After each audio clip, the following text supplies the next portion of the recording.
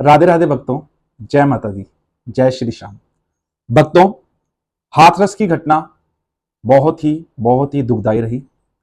सभी संतों ने, सभी लोगों ने, सभी वर्गों ने, नेताओं ने, आपने, हमने, सबने अपने विचार रखे और हम सभी प्रभु से हाथ जोड़कर प्रार्थना करते हैं कि जो भी उस हादसे में मारे गए हैं, जिनकी मृत्यु हुई है, उन सबको प्रभु स्वर्ग में निवास दे, क्योंकि वह सत्संग और भगवान का नाम सुनते हुए गए हैं।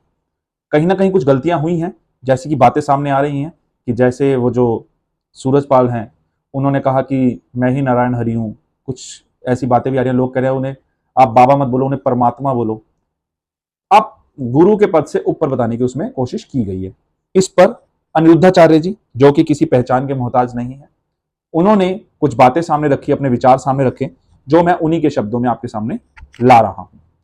तो उन्होंने क्या कहा, हाथरस में जो हादसा हुआ, सत्संग में उनके परिवारजनों को बहुत उस दुख को सहने की शक्ति प्रदान करे। यानी सत्संग के समय में जो हादसा हुआ है, उनके परिवारजनों को भगवान उस दुख को सहने की शक्ति प्रदान करे, यही भगवान से मंगल कामना है। और उस सत्संग में जो हादसे का शिकार हुए उन भक्तों के लिए भगवान से प्रार्थना है कि जो उस हादसे में जिनकी मृत्यु हुई है, भगवान सबको अपने चरणों में स्थान दे, यही मंगल कामना कर सकते हैं हम सब लोग। और आपको सावधान करते हैं। अब उन्होंने यहां पर एक बात, बहुत बड़ी बात बोली कि हम आप सबको सावधान करते हैं कि श्रद्धा और अंधश्रद्धा दोनों को पहचान लीजिए। अंधभक्त मत बनिए, अंधश्रद्धा मत रखिए, पहचानना सीखो। विश्वास और अंधविश्वास दोनों में क्या अंतर करना सीखो। मैं बिल्कुल अंधश्रद्धा, अंधविश्वास के खिलाफ हूं। यानी वो कहना चाहते हैं अंधभक्ति नहीं होनी चाहिए, अंधश्रद्धा नहीं होनी चाहिए। ना मैं अंधश्रद्धा रखता हूं, ना अंधविश्वास रखता हूं। जो वास्तविक है, गुरु भी इंसान है, गुरु भगवान नहीं है। देखिए, मैंने ये बातें आपको पहले भी अपने चैनल पे कहता रहा हूं, और यही आप अपने बच्चों को सिखाइए, तभी वो इससे बाहर निकल पाएंगे।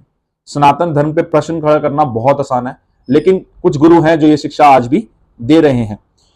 उन्होंने कहा जो लोग ही ऐसी गलती करते हैं, आप भी यही गलती करते हो। गुरु यदि भगवान होते, ठीक है ना, गुरु को भगवान मानने की गलती भी आप ही लोग करते हो। उन्होंने कहा गुरु यदि भगवान होते तो फिर गुरु ही होते, फिर भगवान का अस्तित्व ना होता। एक दिन कमरे में गुरुजी बैठे थे और तभी भगवान आ गए। उन्होंने कहानी से बताया कि किस तरह से ये लिखी गई चीजें हैं, जो उन्होंने यहां पर बताई ताकि लोग उसको समझे। तो उन्होंने कहा एक दिन कमरे में गुरुजी बैठे थे, तभी भगवान आ गए। अब कमरे में दो लोग हो गए, भगवान और गुरुजी। अब गुरुजी ने भगवान से शिष्यों को मिला रखा है, तो इतने में एक शिष्य यानी चेला उस कमरे में आता है। तो उस कमरे में आने के बाद वो कंफ्यूज हो गया कि अब मैं पहले पैर किसके छू, कि पहले मैं गुरु के पैर छू या पहले मैं भगवान के पैर छू।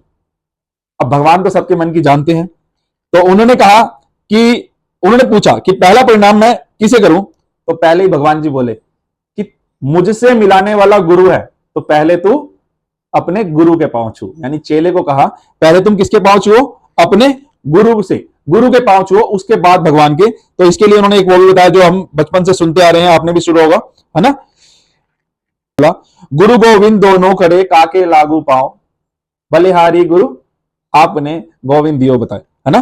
तो गोविंद ने खुद बताया कि आपके जो गुरु हैं वो पहले हैं। लेकिन अब यहां पर भी बहुत अच्छी बात अनिरुद्धाचार्य जी ने कही कि अब पहले पांव छूने का मतलब गुरु के छूना है। तो पहला गुरु आपका जिंदगी में कौन है?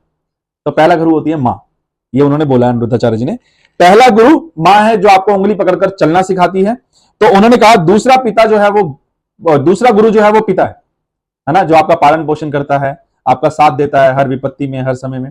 और तीसरा गुरु जो आपको शिक्षा देता है, यानी कि ये गुरु हो गए जो आध्यात्मिक शिक्षा है, तो आध्यात्मिक अगर आप जहां पढ़ते हैं वो आपका तीसरा गुरु। फिर तीसरे उसके पांव छूने। और चौथा आपका गुरु है भगवान, यानी चौथे में आपके पैर छूने हैं, भगवान के पैर आपने चुने हैं।